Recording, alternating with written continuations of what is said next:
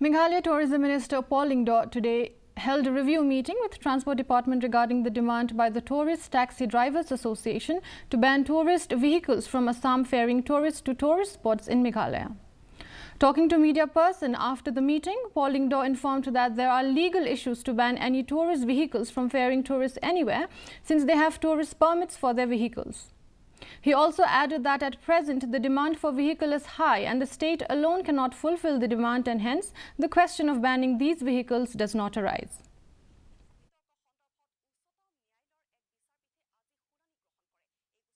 There is a gap between demand and supply.